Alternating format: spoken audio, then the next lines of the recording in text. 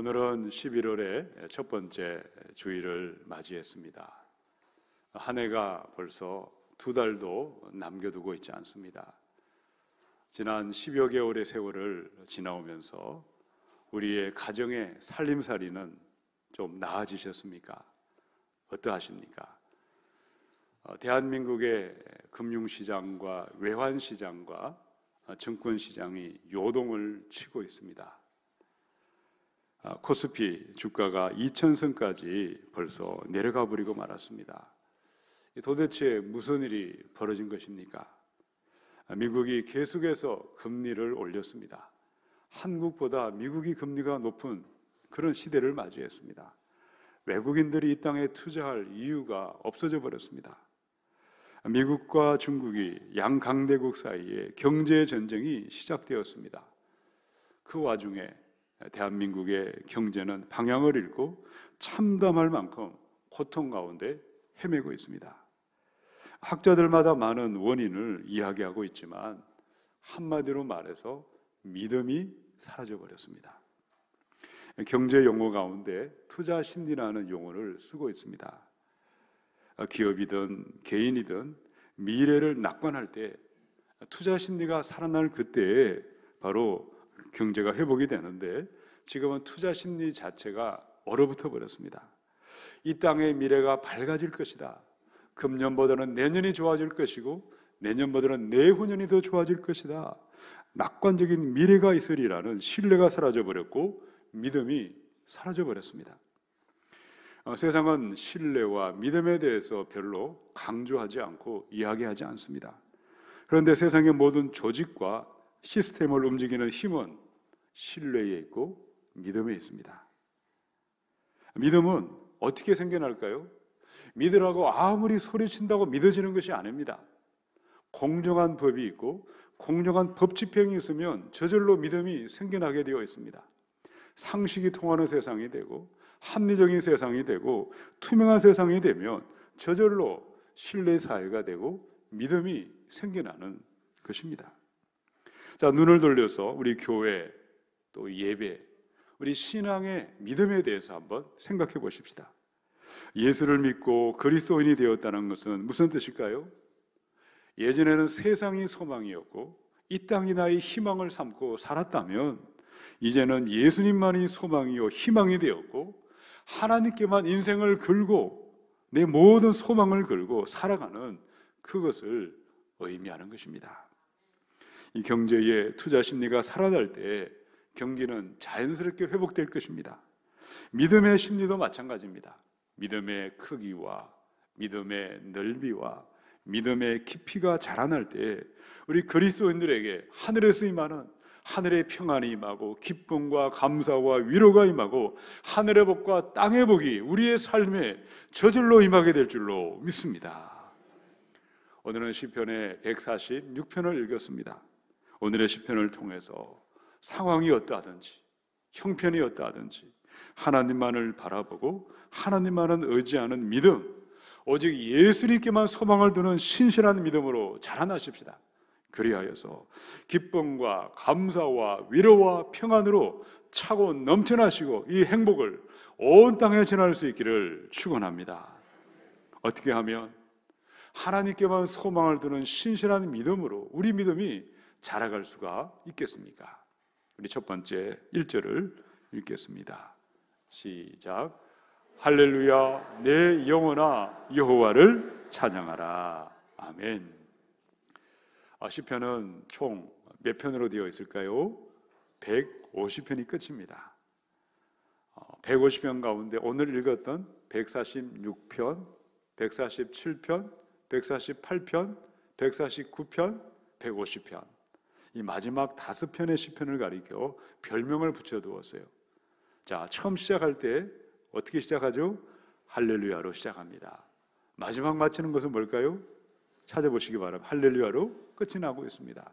할렐루야로 찬양을 시작하고 할렐루야로 찬양이 끝이 나기에 할렐루야 시편이라고 불리우고 있습니다. 자, 시편을 묵상하면 내용들이 어떠합니까?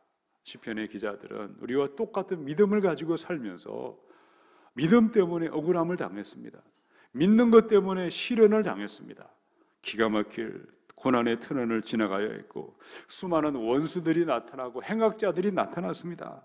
눈물과 원통함과 억울함과 처절한 몸부림은 이 시편에 고스란히 담겨 있습니다.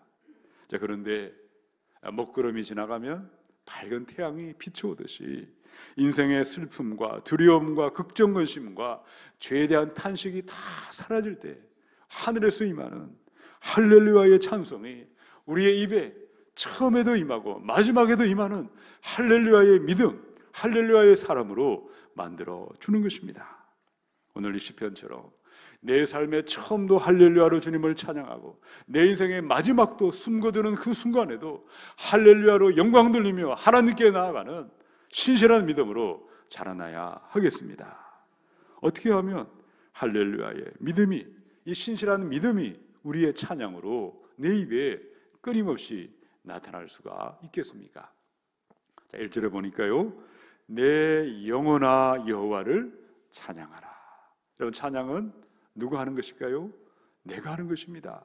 남들에게 멋진 찬양을 부르게 하고 나는 귀로 들으면서 찬양하는 것이 아닙니다. 찬양은 우리 찬양대원들만이 하는 것도 아니고요, 구별된 찬양 시간에만 하는 것도 아닙니다. 내 영혼, 내 마음 깊은 곳에서부터 하나님을 찬양하는 것입니다. 찬양은 바로 내가 나를 향하여 찬양하라고 명령하는 것입니다. 기쁠 때만 찬양하고 힘들고 어려울 때는 입을 닫고 있는 것이 아닙니다. 어떤 상황이든 어떤 형편이든 찬양하며 살리라 결단하고 의지를 드리고 나아가는 것이 내 영혼아 여호와를 찬양하라 노래했습니다. 자, 2절을 읽어보십시다. 시작. 나의 생전에 여호와를 찬양하며 나의 평생에 내 하나님을 찬송하리로다. 아멘. 자, 나의 생전이나 나의 평생이나 똑같은 말이죠.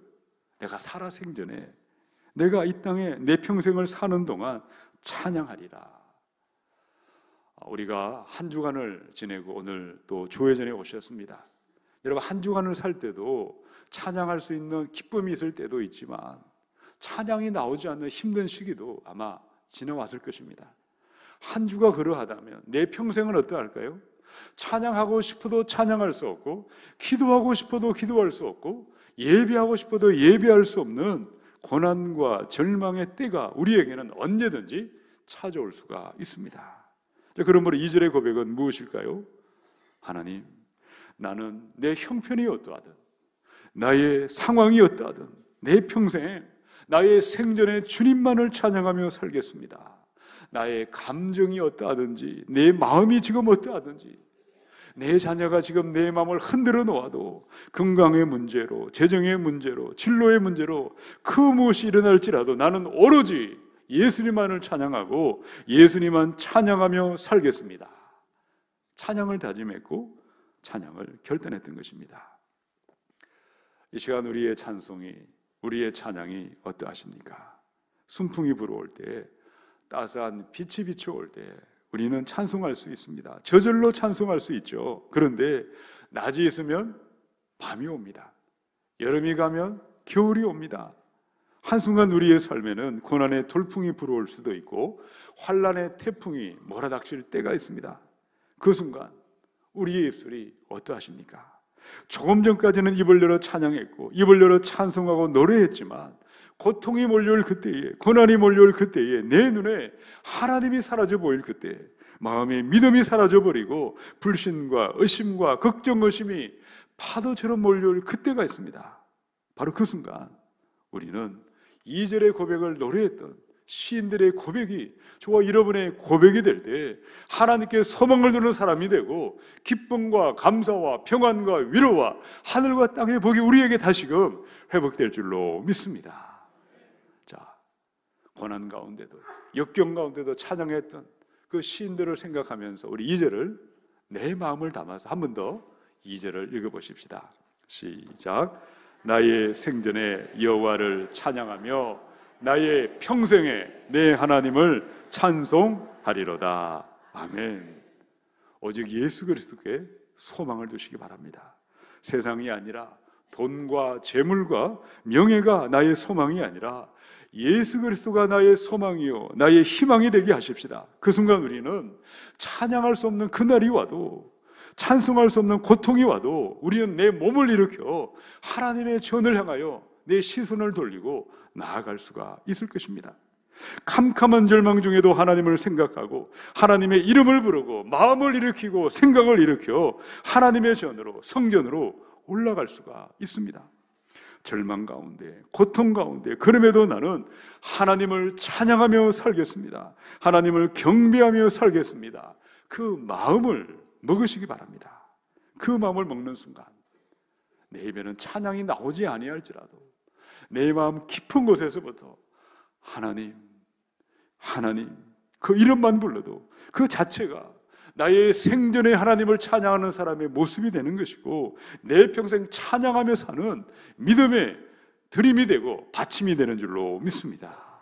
바로 그들에게는 하나님이 주시는 기쁨과 감사와 평안과 위로와 축복으로 일어날 새 힘을 부어 주십니다.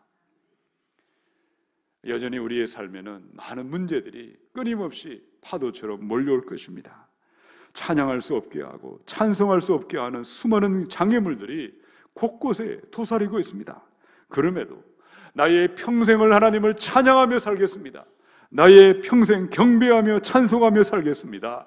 결단하며 찬양의 자리, 찬송의 자리로 몸을 움직이시고 마음을 드리고 나아가셔서 기쁨과 감사와 평안을 누리시고 하나님께 소망을 두는 신실한 믿음으로 자라날 수 있기를 축원합니다. 우리 두 번째 3절에서 4절을 읽겠습니다. 시작.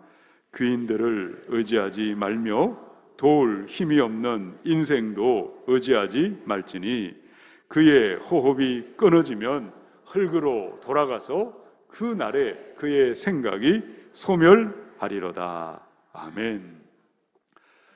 내 영혼아 내 평생의 여호와를 찬양하라, 이렇게 노래하다가 갑자기 시인이 귀인들을 의지하지 말라, 도울 힘이 없는 인생도 의지하지 말라, 왜 그렇게 노래했을까요? 이유가 무엇입니까? 자, 먼저 귀인이 무엇이죠? 옛날 성경에는 방백들이라고 되어 있더라고요. 귀인은 여러분 한번, 요즘에는 잘 쓰지 않는 말이죠. 동쪽으로 가면 귀인을 만나리라. 우리 토정비월에 나오는 말입니다. 근데 귀인, 소위 말해서 영향력이 대단한 사람, 탁월한 지위를 가진 사람, 높은 자리에 있는 VIP들을 가리켜 귀인들이라고 이야기하고 있습니다. 자, 우리가 만약 하나님을 의지하지 아니하고 귀인들, 힘 있는 권세자들, 권력가들을 의지하고 붙들고 있다면 그 마음을 가지고는 하나님을 바르고 참되게 찬양하고 싶어도 찬양할 수가 없는 것입니다. 때때로 힘을 가진 귀인들, 권력가들이 우리를 도와줄 수 있습니다. 그들이 작은 것만 도와주어도 힘이 되는 것이고 길이 열리는 것인데, 그러나 성경은 무엇이라고 말합니까? 만물보다 부패하고 타락한 것이 인간의 마음이라고 이야기했습니다. 사람을 의지하는 사람은요, 반드시 그 사람 때문에 실망할 수밖에 없는 것입니다. 귀인이든 가난한 사람이든 사람은 의지할 존재가 아닙니다. 기대하거나 붙들고 살 존재가 아니라는 거죠. 그리고 하나님이 왜 우리에게 사람을 붙여주었을까요?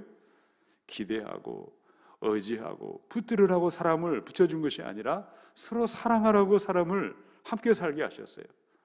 그 사람을 지지해주고 격려해주고 아껴주고 도와주고 복을 빌어주고 서로 사랑하는 것이 바로 사람들이라는 것입니다. 사람을 의지하지 말고 세상을 의지하지 말고 사람을 만드시고 통치하시는, 다스리시는 하나님만을 믿고 의지해야 하겠습니다. 자, 또 한 가지, 왜 귀인들을 의지하지 말라, 도울 힘이 없는 인생을 의지하지 말라, 왜 그렇게 노래했을까요? 16세기의 로마 교황 가운데 피우스 5세, 비오 5세라는 교황이 있었습니다. 그런 종교 개혁가들과 프로테스탄트 교회를 심하게 핍박했던 교황이었다고 합니다. 그는 이태리 북부지방의 가난한 집에서 태어나서 목동 생활을 하면서 살았는데 14살 되던 해에 도미니쿠스 수도회의 탁발 수도사가 되었습니다. 나중에는 승승장구해서 종교 재판관이 되었고 추기경이 되었습니다. 마침내 로마 교황의 자리까지 올라갔던 인물이었습니다. 근데 그가 죽기 전에 이런 말을 했습니다. 내가 수도자로 있었을 때에 나의 영혼은 우리 주님의 구원을 갈망하고 살았다. 그러나 추기경이 되었을 때에 내 영에 두려움을 느끼게 되었다. 마침내 로마 교황의 자리에 올라갔을 때 나의 영혼은 영원한 절망을 느끼게 되었다. 여러분, 사람들의 모습이 어떠합니까? 이 교황의 모습과 똑같습니다. 목동으로 살 때, 처지가 가난하고 힘들 때, 빈곤할 때, 가진 것이 없을 때 우리는 언제든지 하나님을 나의 소망으로 붙들 수 있고 하나님을 의지하며 살 수가 있습니다. 어렵지 않습니다. 그런데 믿음의 진정한 위기, 신앙의 진정한 위기는 언제, 어디서 옵니까? 귀인들의 자리에, 방백들의 자리에, 소위 말해 VIP의 자리에 올라갈 그때에 믿음의 테스트가 오고 믿음의 위기가 찾아오는 것입니다. 대부분의 사람들은 내가 높은 자리에, 높은 위치에 올라가게 되면 그들의 마음이 변하게 되어 있습니다. 예전에는 스스로 나를 향해서 대단하다, 위대하다 여기지 않던 사람들이 그것을 당연하게 여기고 있고, 그렇게 나를 대접하지 아니하면 섭섭한 마음을 가지고 사는 것이 바로 인간들이라는 거죠. 마음이 변하고 생각이 변하는 것입니다.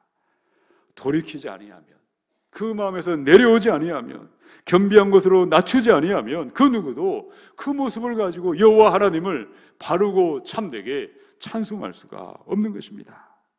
어떤 사람이 참되게 하나님을 찬양하고 하나님께 소망을 두는 믿음으로 자라갈 수가 있겠습니까? 이사야서 57편의 15절의 말씀인데요, 우리 함께 자막을 읽어보십시다. 시작.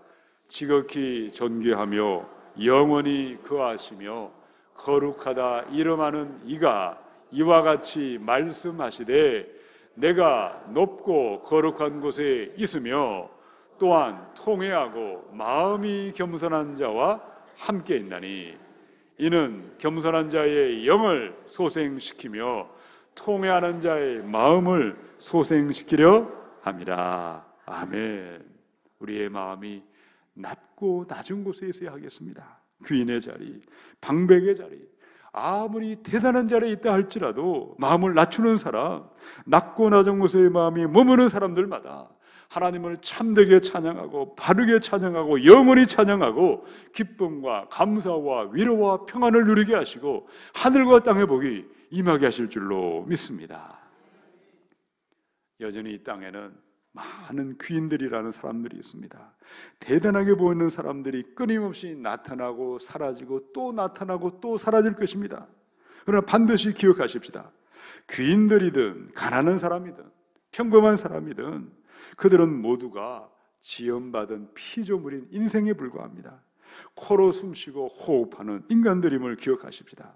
하나님 앞에 영원히 심판당하는 죄인인 것을 기억하십시다. 인생들은 결코 우리를 도울 힘이 없습니다. 지금 그들의 호흡이 끊어지면, 목숨이 끊어지면 그들의 몸은 흙으로 그날 돌아가는 것이고 모든 생각과 계획과 도모했던 모든 것들은 순식간에 사라져버릴 것입니다. 그러나 예수 그리스도는 어떠하십니까? 죽음을 이기시고 사망 권세 이기시고 지금도 살아계셔서 성령을 보내셔서 우리를 도와주시는 하나님이십니다. 우리 예수 그리스도 주님만을 우리의 도움으로 삼으시고 우리의 소망으로 삼으시는 참되고 신실한 믿음으로 자라나셔서 하늘에서 임하는 생명과 평안과 위로와 기쁨과 감사와 하늘의 복과 땅의 복이 우리의 삶에 넘쳐나시기를 축원합니다. 우리 세 번째 5절을 읽겠습니다. 시작. 야곱의 하나님을 자기의 도움으로 삼으며 여호와 자기 하나님에게 자기의 소망을 두는 자는 복이 있도다. 아멘. 공동 번역은요, 이 시편을 아주 알아듣기 쉽게 번역을 했는데 이렇게 해석했습니다. 복되고도 복되도다. 야곱의 하나님께 도움을 두는 사람. 복되고도 복되도다. 자기 하나님 여호와께 희망을 걸고 사는 사람들이요. 히브리 사람들은 복이라는 단어를 두 가지를 썼습니다. 한국말은 복 하나밖에 없지만 그들은 바라크라는 복을 쓰기도 했고요. 아시레이라는 복을 쓰기도 했습니다. 이 바라크라는 복은요, 하나님을 예배하는 사람이든 하나님을 부정하는 사람이든 하나님은 선인이든 악인이든 이 땅의 모든 사람들에게 똑같은 비를 내려주시고 햇빛을 비춰주시고 그들에게 은혜를 베푸시는 일반 은총을 가리켜 바라크의 복입니다. 또 하나의 복이 뭘까요? 오늘 5절에서 노래한 것은 아시레이라는 단어인데, 이 단어는요, 순종하는 사람, 말씀대로 행하는 사람, 말씀대로 하나님께 소망을 두고 나가는 그들이야말로 복되고도 복되다고 노래하는 것입니다. 자, 어떤 사람이 복되고도 복된 사람이라고 고백하고 있습니까? 야곱의 하나님을 나의 도움으로 삼는 사람들이다. 하나님은 야곱의 하나님이라고 말씀하십니다. 자, 야곱이 어떤 사람이었을까요? 이스라엘의 옛날 이름이 야곱이었죠. 야곱은 태어날 때 형의 발꿈치를 잡고 태어난 쌍둥이 둘째로 태어났습니다. 아버지를 속이고 형을 속이고 장자권을 탈취했습니다. 그는 속이는 자였고 사기꾼의 대명사를 우리는 야곱이라고 부르고 있습니다. 그런데 하나님은 야곱을 사랑하셨다. 야곱을 선택하셨고 야곱에게 복을 베푸셨습니다. 이유가 무엇입니까? 야곱은 부족한 사람이에요. 자기만 아는 사람이요, 허물이 많고 결점이 많은 사람이었지만 세상 누구보다도 하나님만을 나의 도움으로 삼았습니다. 하나님만이 나의 소망인 줄 알았기에 기다리며 하나님을 바라보았기에 그에게 하늘의 복과 땅의 복이 임하게 하신 줄로 믿습니다. 야곱의 야복강가의 기도를 기억하시기 바랍니다. 나를 복주지 아니하시며 나를 축복하지 아니하시면 결단코 당신을 보낼 수 없나이다.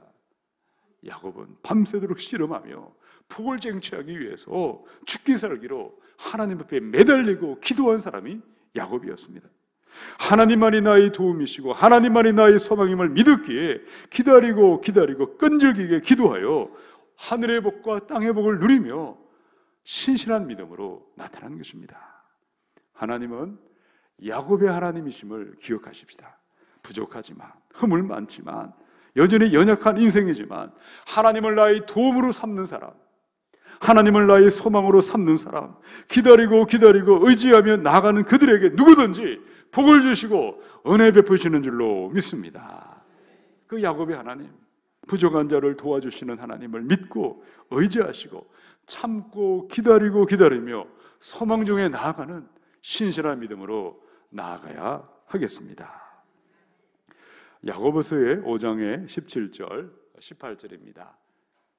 엘리야는 우리와 성경이 같은 사람이로되 그가 비가 오지 않기를 간절히 기도한즉 3년 6개월 동안 땅에 비가 오지 아니하고 다시 기도하니 하늘이 비를 주고 땅이 열매를 맺었느니라. 엘리야 또한 하나님께 나의 소망을 두고 하나님만 나의 도움으로 삼았던 사람이었습니다. 그러나 하나님의 말씀을 통해서 3년 6개월 동안 비가 오지 아니라는 말씀을 들었습니다. 그리고 때가 되어서 이 땅에 큰 비가 내리리라 그 말씀을 믿었기에 그는 기다리며 하나님께 엎드려 기도했습니다. 그리고 사원을 보내었죠. 저 멀리에 구름이 떠서 비구름의 모습이 있는지를 7번씩이나 가서 보게 했습니다. 1번, 2번, 3번, 4번, 5번, 6번을 가도 어떤 징조도 보이지 아니했지만 기다리며 하나님께 소망을 두었을 때 마지막 7번째가 되었을 때 하늘의 큰 비가 그 땅에 내린 줄로 믿습니다. 하나님께 소망을 두고 기다리는 것은 오랜 시간이 걸리지만 기도의 응답은 순식간에 임하는 줄로 믿으시기 바랍니다. 여러분, 나만 장군도 마찬가지였죠. 아람 장군이었던 나하만이 나병 환자였다고 말합니다. 그가 요단강에 가서 7번 몸을 씻으라는 말을 듣고 화를 내고 어떻게 그렇게 할 수 있느냐, 자기 나라로 돌아가다가 마음을 바꾸어서 돌아왔습니다. 그래, 한번 해보자. 1번 첨벙거리고 2번 첨벙거리고 3번 첨벙거리고 4번 첨벙거리고 5번 6번 해도 몸에 어떤 징조도 보이지 않았습니다. 조금씩 나아진 것도 없었습니다.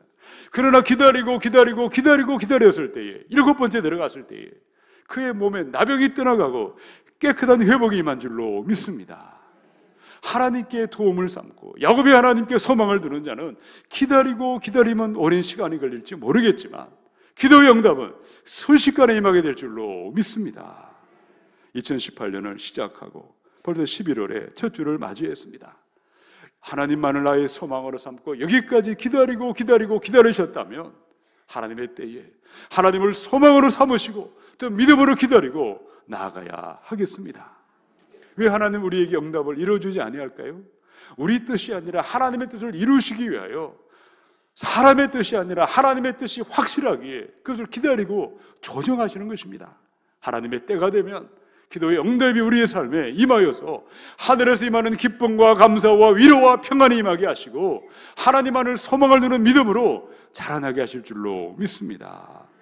형편이었다 하든 현실이었다 하든 여전히 힘들고 고단하고 피곤하지만 나같이 부족한 사람을 지켜주시고 도와주시고 우리의 소망이 되시는 야곱의 하나님을 나의 도움으로 삼으시고 나의 소망으로 삼으시고 기다리며 기도하며 나아가셔서 온 땅에 복이 되는 신실한 믿음의 사람들로 나타날 수 있기를 주님의 이름으로 축원합니다.